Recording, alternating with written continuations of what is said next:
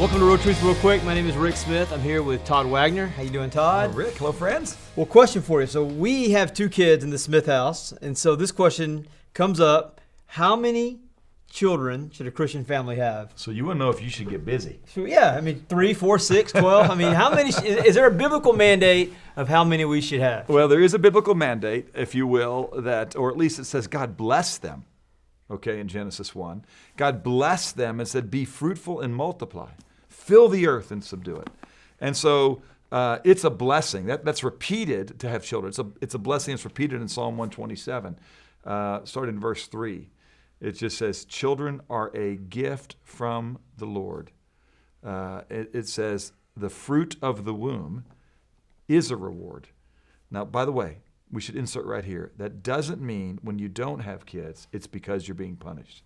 All right? So God does allow us to have children, and it is a blessing that he gives to us.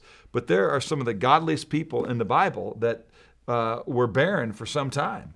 And sometimes that womb was unlocked, and other times I am sure there are people that go to their grave that are greatly beloved of God that never have children.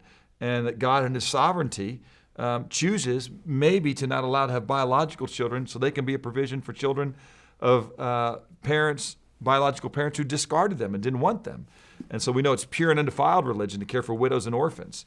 And so there are some people that God might even give the blessing of being his servants by caring for the fatherless on this earth. And maybe it takes them not being able to biologically reproduce to give them a sense of openness to that idea. And I would not see barrenness as a punishment. We see sometimes in this scripture it is, but it doesn't follow that it always is. That's small-minded, bad counselors of Job type thinking, that every time that there is difficulty in your life, it's because of sin. Yeah. All right? So let's go back to Psalm 127, verse 3.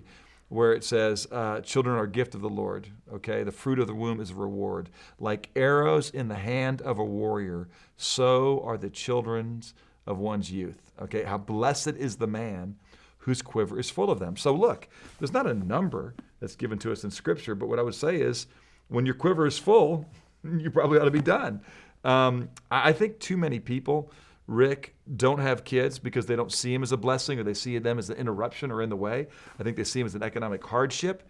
They might even see them like, I don't want to bring kids into this crazy, broken world. Well, God, okay, still wants us to bring kids in this crazy and broken world. And he wants us to disciple them and train them up in the way that they should go. And so while it is difficult sometimes when you look at what's happening in our world, there is no better discipleship program in this world than to raise a kid in your home when you are a devout, committed follower of Christ, and you model for them the goodness of God and the rightness of his way, and you train them up in that way so when they're old, they won't depart from it, and they can be heralds of righteousness in their day and age, knowing that God will care for them and see them as precious in his sight. So I would say you should have as many kids as you are able to love and care for.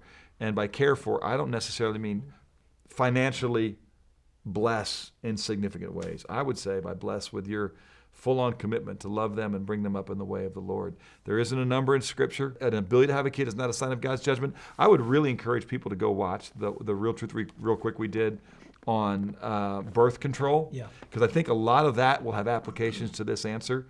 But let me just say this. Kids are a blessing, and you ought to do everything you can to get a whole quiver full of them. And if your quiver's full of 2 or 6 or 16, stop right there. But know that they're a gift and a privilege to raise up in the fear of the Lord. Let me ask you one quick question. Is there anything wrong or sinful if I just go, hey, you know what? Me personally, me and my wife, we go, hey, we want to have 3, and that's it. Yeah. Now, God can do whatever he wants, but is it okay for us to just, in our mind, go, hey, this is what we want? And well, one of the things I would just say, and this starts to track in the other one, is that sometimes we kind of, we're called to manage our world, but sometimes we go, hey, I don't want a kid until I'm 28, right? Children are a gift, and you can't always determine when that gift is going to come.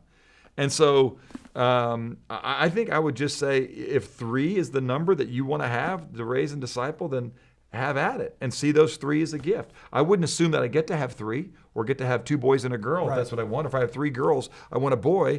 I mean, every child's a gift, not boy gifts or girl gifts are gifts. Every child is a gift, and they ought to be seen as that. Yep. And I love the 2 I got, by the way. So that's right. Well, listen, if this video is helpful for you, check out our YouTube channel. We have over 100 videos on there that you can check out, forward to a friend if they're helpful. You can also subscribe to our YouTube channel if you haven't already done that, and you'll get these videos every single week.